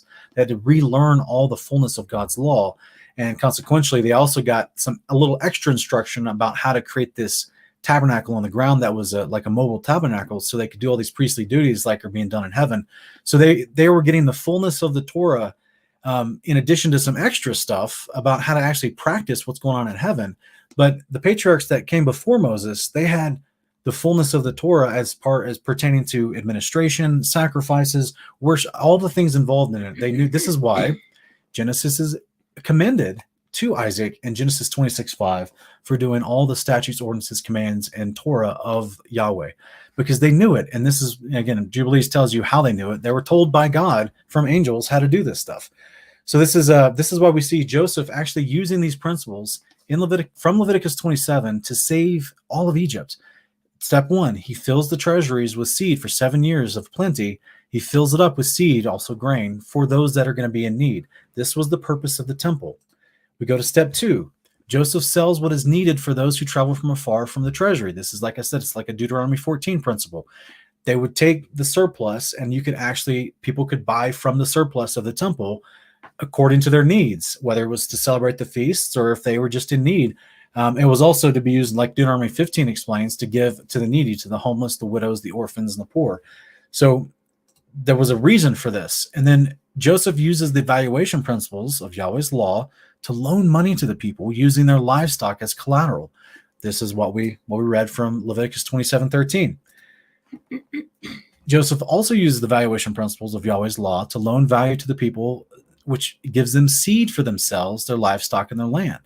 So this is when they said, we'll sell our land and ourselves to you if you would just get us seed. That way we don't all perish. So he's using the same principles that are all in Leviticus 27. He then allocates the labor force as needed throughout the country. And this is what the priests of the temple would be doing with the animals, the tithes, and the people that are donated to the temple. They then have to allocate it appropriately. They just didn't all stand in one big huddle at the entrance to the temple and say, "Oh, we're here in service to the temple." No, you, in practicality, you would take and you would allocate that labor, that workforce, according to how it's needed. Joseph did this by spreading the people out from where they were concentrated, which is seems to always happen when you run into bad times and you're being lawless, is they always concentrate themselves. It's actually a trick of the enemy. So he's dispelling that behavior, and he's actually going to separate the people out accordingly so that there can be an even workforce throughout the entire land and help them get back on track. Again, another temple principle. Joseph required a fifth return at harvest on the value given to them, and this allows him to refill the treasury so they can keep this process in perpetuity. It's a tithe. It is. It's not only that, but the tithe was 10%, but technically he's taking that valuation price. If they wanted to redeem anything, it was a fifth. So that's why he's telling to them, since you guys can't redeem anything, still, I need you to give this fifth because we're going to be able to continue this process. The treasury has to be refilled. I've given you guys all this money out and all this stuff and the seed, but that's great. And you're servants to me, and your livestock are servants to us as well, to Pharaoh and to me. That's fine. But we now need you to help us refill the treasury. You got to pay us a fifth back at the harvest. It's the same literal percentage. It's the same process of Leviticus 27. All of it's the same. So hopefully this has been an encouraging little moment. But at the end of this, why I had that highlighted in red, Joseph treats the priests differently. And the reason for that is because that was Torah. They had their own land assigned to them. In this example here in Egypt, Joseph did not purchase the land of the priests because different rules does apply to them. The priests are part of Pharaoh's portion, as it says in Genesis 47. So that means that all the portion that Pharaoh got, all the food that he got, he distributed to the priests. So just like in Exodus, when Yahweh says the Levites will become the priesthood, and out of that priesthood, they are my portion. I am their portion. They are my portion. We're together as one. Like they're to be his portion, to be a part of the priesthood of the Levites. Not all Levites were priests. There were ministers and servants in different capacities, but through Aaron's lineage, they got the main high priesthood. So the point is, they were still all a separate clan dedicated to a portion of the Lord. And as a result of that, they were treated with different rules than the rest of Israel. Joseph is applying this same principle even within the priests that are already in Egypt, within their people, because it is Torah. It is a part of how they were interconnected with the kingship as being a part of the rulership class with the priesthood. So I think it's fascinating, guys, to see how Joseph literally goes step by step through Leviticus 27 and a couple of other circumstantial laws, and basically enacts the behavior of the Torah to save all of Egypt. And this is, to me, this is just a beautiful, like, how many times do we practically get to see, even in the books past Genesis, how many times do we practically get to see the explanation of the Torah being administered? So, for example, what I mean, guys, is you see the Torah is explained like Leviticus 27. We get it written out, people read it, and then they go on to the book of Numbers. Right. And then they forget about Leviticus 27, right? So then when you get to the point where, the book of Joshua, right, where they would have they set up the tabernacle at Shiloh, they would be doing that process, but it's never explained to you. Right. Like there's no chapter in the book of Joshua or Judges that says, or Judges with Jephthah, where they say they go and with Jephthah in chapter 11, you realize this is also the same process that's happening. But because people don't really understand how that was played out, they don't know what they're looking at, even in the story of Jephthah, or even when there was a righteous king who was supposed to be doing it right, like during the days of David or Hezekiah. They don't realize that this process was an ongoing process that was continually happening. It was literally the government of Torah. Yeah, that Joseph is using in Egypt to save Egypt. Guys, it doesn't get more beautiful than that. Anyway, I hope it encourages you guys as much as it does me, because I think it's fascinating. At this time, please call in if you have. The link is in the video description below. If you have an opportunity, if you want to have any questions or comments about what we talked about. No, Lady Bear, like I don't know if you just got here early, but that's not how slavery came about. There's always been slavery in different countries. It just depends on how. Hey, buddy, what's up? This is our little Resner. Another cameo. Yeah. He's just outside the door crying, so figured I'd let him in. So yeah, this was just like in Exodus 21, the word slavery is kind of like a old school 15th century KJV word, but in the Hebrew it literally means servanthood. It's for a servant, so it's a little bit different concept than the oppressive slavery that you're familiar with in other countries. But yes, the Egyptians over time, not in this generation, not in this story in Genesis 47, but over time, the Egyptians abused the Hebrews, not the Egyptians, but the Egyptians abused the Hebrews with oppressive slavery. So it's a little bit different. So do you think it was like the priests that were coordinating and doing all this, when people were bringing things, bringing their money and then their grain and then their livestock and stuff, do you think it was priests of Yahweh that were coordinating all that, or... I'm sorry, I'm a little distracted with the dog. Land given to the priests, so that means there are priests operating in that in Egypt. Okay. So since it's the priest's duty to coordinate all that stuff, in Israel under Torah, Joseph was coordinated. That's what it says in chapter 44, 43. Right, he was at the very top, but do you think it was probably the priesthood underneath him that was... I honestly doesn't say who was doing the lay work to administer all this stuff throughout all the cities. Okay. Joseph was the head at the top doing all the decision making with all the people purchasing the food specifically. But it just doesn't say. Doesn't say. We got a good question from a messenger of the Most High. He's asking, did that Pharaoh fear Yahweh and want to keep Torah, or did you just let Joseph do his thing? This is an interesting question, right? There's clearly a dynamic there. And we see in Genesis 46, 45, it's 47, the last chapter we just read. Joseph tells his father Jacob that God has made Joseph like a father to Pharaoh, which that is a word for a ruler. And that's a word for someone that's, literally in counsel to Pharaoh. So in some regard, Pharaoh is listening to Joseph. Mm-hmm. Clearly, he's letting Joseph literally save the country. So did Pharaoh actually become a convert, or were they still doing polytheism in Egypt? Was this the famous moment of the monotheistic Pharaoh that the Egyptian historians talk about? I honestly don't know.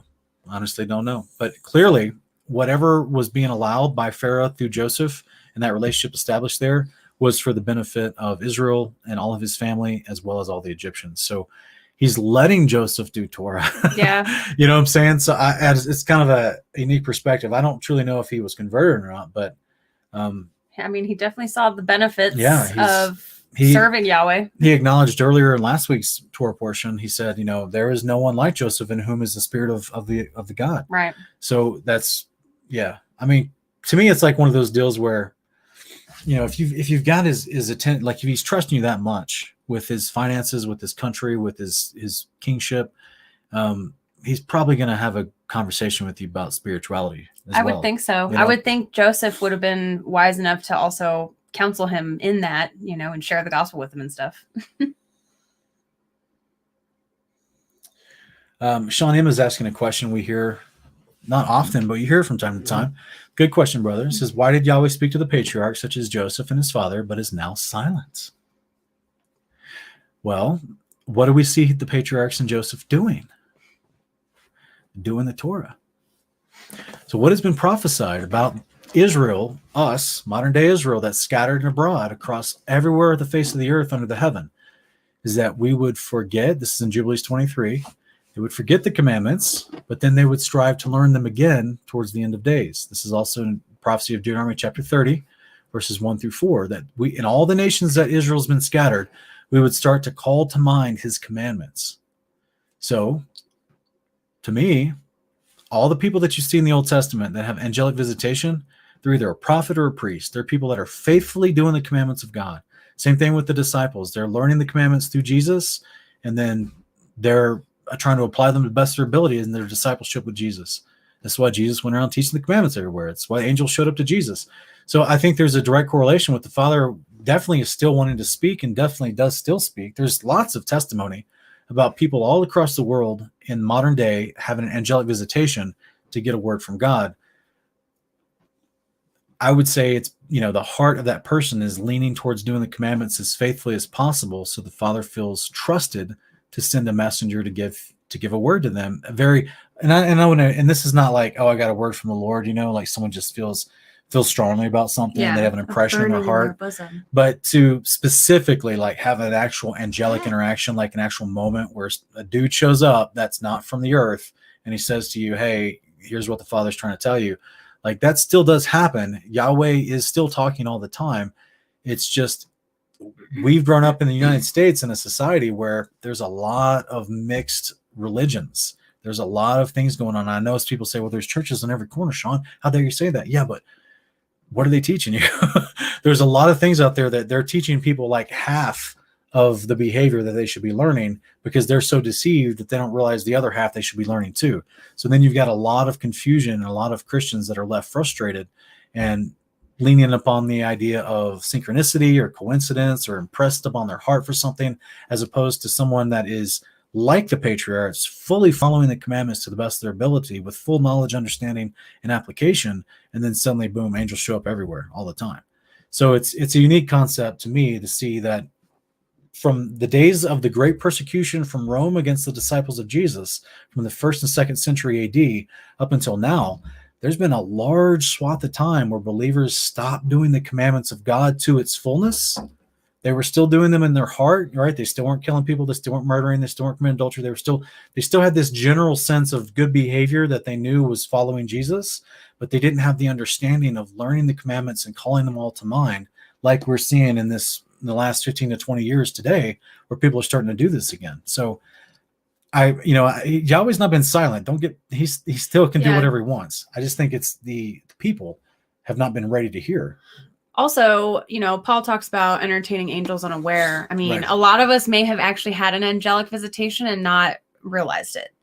So, I mean, I know that, if he was silent, I wouldn't be sitting here with you right now. Same for me. Still totally be lost in new age darkness. So I wouldn't say that he's silent, but as far as the big shows of, a big cloud coming down into his tabernacle and stuff like that. Yeah, we don't necessarily see that happening today. And it may be happening, there may be, it is happening, huge, real obvious angelic visitations happening in areas of the world that, don't have cell phones everywhere and everybody recording everything and stuff like that. So just because we're not seeing it happen doesn't mean it's not happening. And also a lot of people might say they've had an angelic visitation and nobody believes them.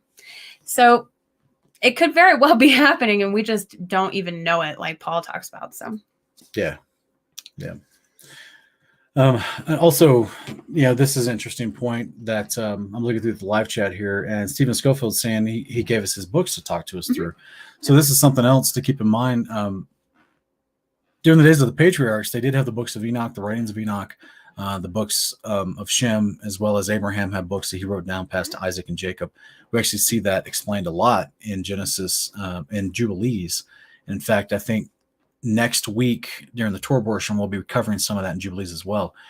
But they didn't have as far as I know, I don't know if they had the great amount of books that we have now, because we're kind of at this point in history, we have so much history behind us and so many prophets behind us that wrote down stuff that we have it all compiled in one book like we do.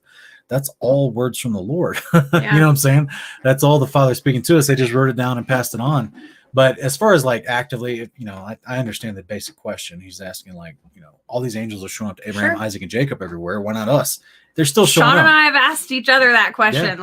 Yeah. Are we going to get one of these? All it makes me do, it just makes me just want to do the commandments more faithful and better every day of my life, so that that'll happen to me sometime. Yep. If the Father chooses to do that with me, that's fine. It's not something I idolize. It's not something that I think that has to happen. It's not something I'm demanding.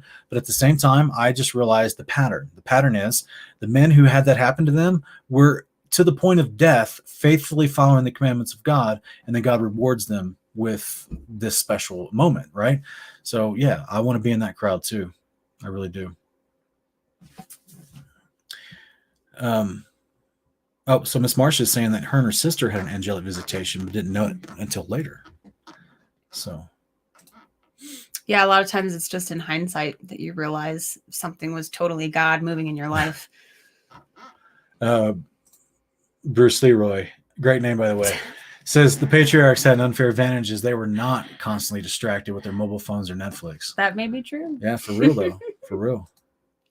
I think the world was also so different back then in the sense of belief in the supernatural. The world at large understood the supernatural was a real thing. They believed it. They knew angels were a thing. They knew the gods coming from, the world at large understood and accepted these things. Yeah. So yeah, I mean, angelic visitations probably made a lot of sense back then because people knew what was going on. It was happening so often, someone understood it was an angel coming to visit them. These days, God might need to actually, change that tactic a little bit with the unbelief in this world. Even Christians who may not necessarily believe that angels are literal physical beings that can come down and be physically in their presence and have a conversation with them. Yeah. So, Father might actually be working with, some of those issues of our world just being steeped in unbelief of the supernatural in any way, shape, and form. Yeah, it's kind of an interesting veneer that's shadowed over some nations with modern forms of Protestant and Catholic churches being on every corner, but yet, they're bringing, a lot of people that go there are trying to find God, right? There's people that go to those places, genuinely good-hearted places, but the inherited traditions through those institutions are not pointing them to the same exact behaviors that we see of the disciples and the patriarchs and the prophets. So there's going to be a different outcome, right? So you do have a few like that has been happening in the last 15 to 20 years that break away from that institutional traditions, and they start to realize the fullness of God's instructions do apply to them, and they seek and go after those things. So I wouldn't be surprised to see more stories of angelic visitation, and especially as we go into the last days, because like Yeshua promised, in the last days, lawlessness will increase, right? That's called sin. So what Paul explains is that where sin increases, grace increases all the more. So this is a unique concept where I wouldn't be surprised as the world starts colliding towards the last, quote unquote, last days, tribulation, the second coming of God through his son, that we're going to actually have more angelic visitation happening all across the world, because we're going to have the two witnesses. They're going to be right. Just surprising everyone in the whole world with what they can do. So yeah, that's supernatural power in moments. So yeah, it's a messenger of the Most High. I think this is a question. My grandmother had an uncle on his deathbed, and a familiar family pastor came to him while he was alone and preached to him afterwards. Multiple sources confirmed that pastor was out of state. Okay. Oh, like the pastor that came and talked to him never actually was in that state, so it seemed to be a visitation of the pastor. That's interesting. It's interesting. I've never heard of an angel impersonating somebody. But I guess, I guess it's not out of the realm. I guess in Luke 24, Yeshua disguised his appearance so his disciples didn't recognize him the whole time they were walking back from Emmaus. And the angel in the book of Tobit had he presented himself with a different identity. That's true. At first. That's true. So. That's true. Yeah, that's interesting, brother.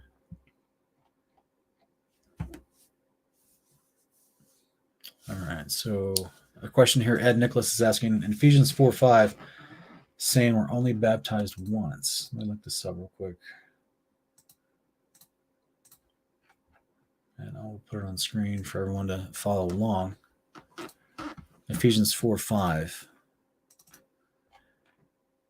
Let's go ahead and start with some context here at the beginning of Ephesians chapter 4. It says, therefore, I, the prisoner of the Lord, implore you to walk in a manner worthy of the calling with which you've been called, with all humility and gentleness, with all patience, showing tolerance for one another in love, being diligent to preserve the unity of the Spirit in the bond of peace. There is one body and one Spirit, just as also you were called in one hope of your calling, one Lord, one faith, one baptism, one God, and one Father of all, who's over all, through all, and in all. No, I don't think it is saying that you need to be baptized. This actually go over what baptism was. Yes, it was symbolic action of a repentant heart. You want to get baptized more than once you can, but in a practical manner, according to the Torah, it was actually a part of the washings that they would do when they would come before the temple to present themselves to a priest, which also included that they were supposed to come in faith with a repentant heart to come up before the priest to present themselves with a circumcised heart and a clean circumcised body. It's the whole concept. I actually review this in my series, New Testament Context for Pastors. It's on our Kingdom Cast playlist. If you go into New Testament context for pastors, it's the very first one with Matthew chapters 1 through 3. I review baptism. What I believe Paul is saying right here, and I could be wrong, but what I believe he's saying right here is that he's talking in general terms about the entire faith and everything, including the entire faith. And there is a one baptism in this entire faith. This concept of a baptism that's directly related to the same Spirit, the same Lord, the same God and Father, the same concepts. It's all the same thing, right? It's not like there's a separate baptism for it. I'm running out of water. I will get you some more. I really would appreciate it. Here. You guys. No, there's something in there. Yeah. Shoot, I've been drinking that. I would suggest that this one baptism he's referring to could also be speaking of the figurative baptism that we go through at the resurrection. Yeah. So I can't remember what chapter and verse, but Yeshua has been baptized, and then he's speaking later after he was baptized and the Holy Spirit came down like a dove, and he mentions, I have a baptism to undergo. Right. So he had already done that physical outward sign of being in covenant. So what's this other baptism he still had to undergo? Well, we're born of water and spirit at the resurrection. I believe that's the baptism that Yeshua was referring to, and this one that Paul's referring to. Let me get you some fresh appreciate water. it, sweetie. Thank you. Need some fresh water. Yeah. Here, you need my cup? Yeah. Thanks. Yeah. All right.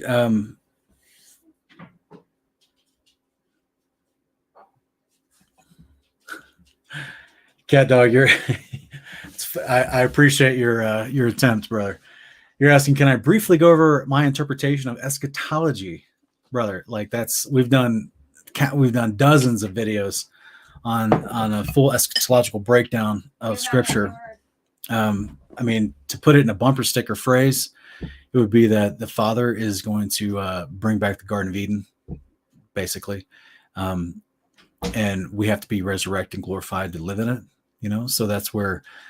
But to do like an eschatological breakdown as far as like all the events that are unfolding and leading up to the return of the second coming of Yeshua, we've done countless shows on it, both in our Road to Rescue series, our Kingdom Cast podcasts, our Kingdom portions we did a year and a half ago, all those 70 videos that we did. We go over all the different prophets and all the different breakdowns and the timing of the second coming of the Lord. Unfortunately, I don't have something brief because it's a topic that literally is the most prophesied topic in the Scriptures. It's not something that you could give a fair shake to by trying to give a quick brief breakdown. So I apologize. But ultimately, how about this? Try a morning cup of context that I did. It's still not going to answer his question, but it may be a good start for you.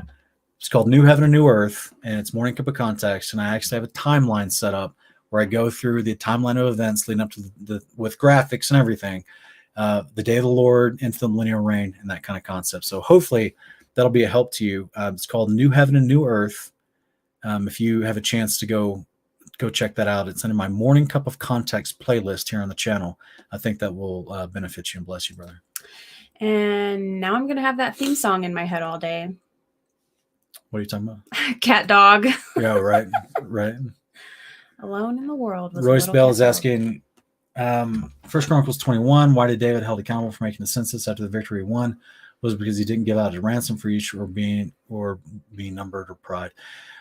This is actually something that, if you look in the Septuagint, in the parallel between Kings and Chronicles in this passage, it says that Satan tempted him to do this. So Satan incited him, I should say, to do this. So this is actually him. The whole concept of figuring out how many people you have in your army was a position of pride. This is why his commander Ahab told him not to, or excuse me, Abner. His commander Abner told him not to do this. It was a wicked thing, and then David was like, "Go do it anyway," because the father was like, "I don't care how many men you got. That I'm the one that's responsible for you winning this battle, not the number of soldiers you have." So that was kind of the situation there where David was guilty for falling into that trap incited by Satan. Kurai X9 is asking, the sons of Jacob displayed some amazing inhuman-like abilities. Was it something genetic or their abilities came from God? I'm guessing you're referring to the book of Jasher because it mentions several things like that in the book of Jasher. Regardless of whether Jasher is true or not, just like Samson. Samson exhibited incredible, superhuman style powers. Yes, it came from God. It literally tells you the Spirit of God come upon him. Just like in 1 Kings chapter 18, when Elijah is going down the mountain because the rain is coming, and he sends his servant on ahead of him on the horse and chariot. But then it says that the Spirit of the Lord came upon Elijah, and he started running faster than the horse and chariot down the mountain. Yeah, that's superhuman, right? And he runs all the way down to the next city, which historical commentators project that was about 22-mile run. For him to outrun a horse for 22 miles, yeah, that's superhuman. So that's the Spirit of God that would come upon you to do that. So absolutely. Question from Diana Bucklow. She's asking, what about the 600-year difference between the Septuagint, and the Masoretic text from Noah and Abraham? We've talked about this in other chapters. It's almost impossible to reconcile, to be honest with you, because there's no historical explanation for it from rabbinical Judaism, nor from just secular history as far as the collection of Septuagints and where they came from, nor even from Christendom, nor even from the Catholic historians. No one explains why there's a difference there. The best I can surmise is that in the 1st century AD, the original Septuagint, which was originally from the 3rd century BC, so 400 years later, the 1st century Pharisees commissioned for 3 new Septuagints to be written or translated, if you will, because they thought that this was literally stated that they thought that the current Septuagint, which was what everybody was reading during the days of the disciples, the days of Yeshua in the 1st century, they didn't like that because it wasn't in Hebrew, for one, and two, it was validating all the words that Yeshua was quoting and the prophecy that he was making come true. So they commissioned 3 new ones to be made. The Theodotion, I think, was the second one that was the most accurate, so to speak, according to historians. And that one was the one that later became a part of Jerome's breakdown of all the Septuagints, which went into the Latin transliteration of Jerome's Old Testament. So it gets very complicated. Why? Yes, there's a difference in the genealogies, not in just Genesis 5, but also, like you said, Genesis 5 from Noah and also Genesis 11. But there's a ton of other differences between the Septuagint and the Masoretic. We cover them constantly on our show. Yeah. I put them on screen today for us to try to show you just a few spots. The book of Job is horribly replete with differences between the two texts. The book of Esther, there's huge, like entire chapters missing from the book of Esther that are included in the Septuagint, missing from the Masoretic. Daniel, Ezekiel, Jeremiah is chopped up. Yeah. There's stuff in Isaiah. There's prophecy about Yeshua and Isaiah and Jeremiah that's missing. There's a ton of changes. Am I saying that the Septuagint we have today is perfect? No, I'm not.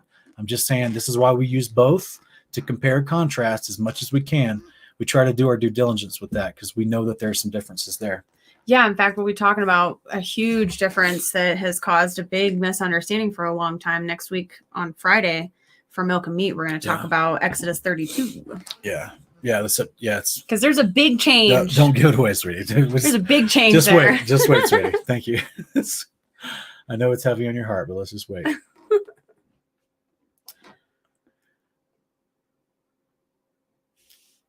All right, guys.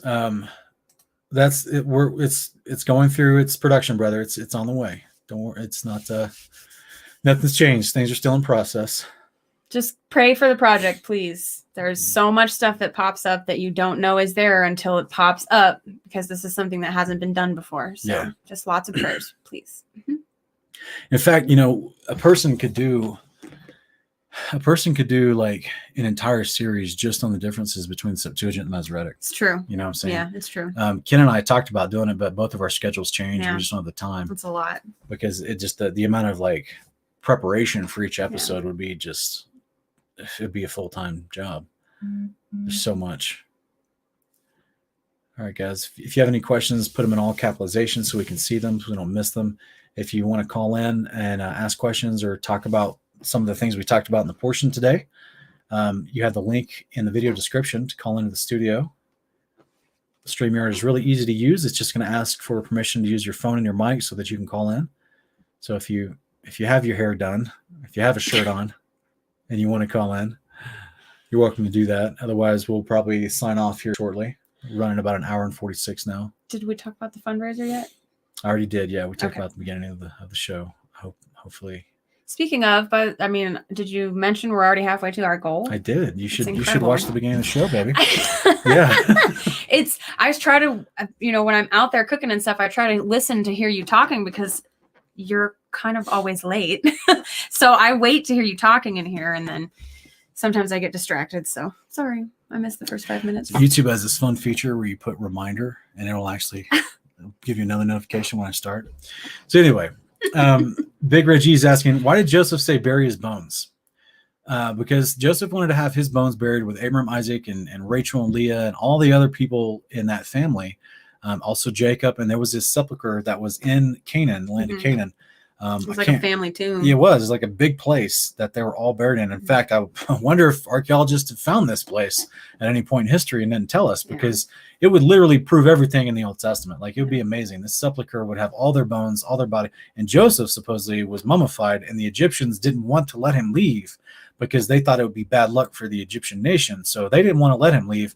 This is why he has to tell his family, please, it's prophesied that you guys are going to go through persecution, and then you're going to be taken out of here in a few hundred years through the mighty hand of God delivering you.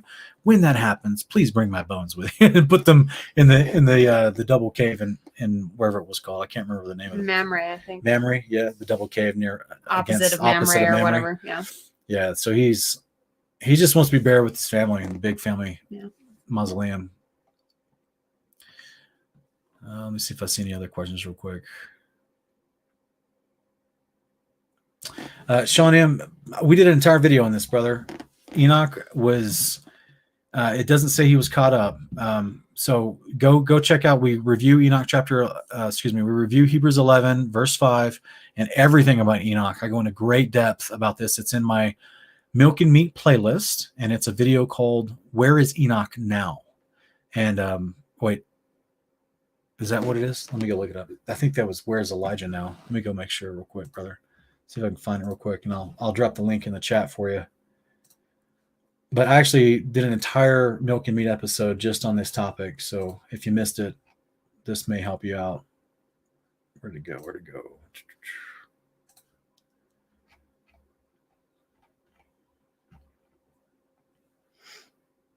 Yeah, it's called Where is Enoch Now? I had it right.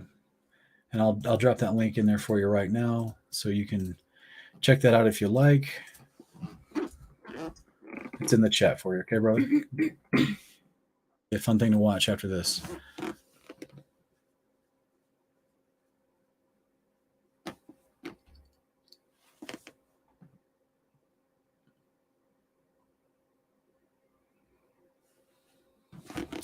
Messenger of the Most High, waiting to hear back from them. So it's just trying to get people's schedules together.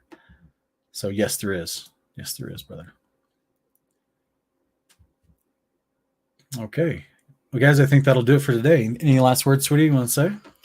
Nope. Good to see you guys. About the portion, anybody? I guess everybody understood the portion well. That's good. Hopefully there's no questions or comments about that. So hopefully that was edifying and palpable, and people can take it and run with it and be encouraged to know how much that we have just in the actual Torah, Genesis to Deuteronomy, that is applicable for life in all regards. It truly is wisdom. It reminds me of what David was talking about. David also being a king who's an administrator. What he talks about in the Psalms, where he says, your statutes, your ordinances, O Yahweh, has made me smarter than all my teachers. This is what Joseph is exhibiting while he's rising to the ranks of administrative power in Egypt, because he's literally applying the instructions of Yahweh, which is the Torah. He's applying that in his life, and he's defending that and guarding that in his heart, throughout the rest of his life, by refusing the advances of Potiphar's wife and other instances, refusing the envy or refusing the unforgiveness towards his brothers. He's refusing to fall into those traps. He's steadfastly holding on to the behavior of Yahweh, even to the point of civil administration, to save people with practical daily behaviors. All of it's in the law of God, guys. All of it is. And if we get these principles in our brain, our mind, it's going to help you in your personal household administration and how you deal with your money, your families, your affairs, how you deal with your hurts in your life with your friends and family, and how you go throughout this life, whether you decide to have joy and prosperity, or whether you decide to have hatred like Simeon says, and it'll eat away at you for the rest of your life, and everything around you will fade. So hopefully you choose Joseph's behavior, which is also our Messiah's behavior, right? He's literally on the cross forgiving those who are killing him. And he's going to use this same Torah-based administration when he comes back and rules on the earth from the New Jerusalem. So hopefully you choose that route, guys. Really appreciate everybody being here. And want to wish everyone a Shabbat Shalom if you're celebrating the Sabbath today. And we're going to go rest ourselves. Shabbat Shalom, guys. Shabbat Shalom, guys. We'll see you next time.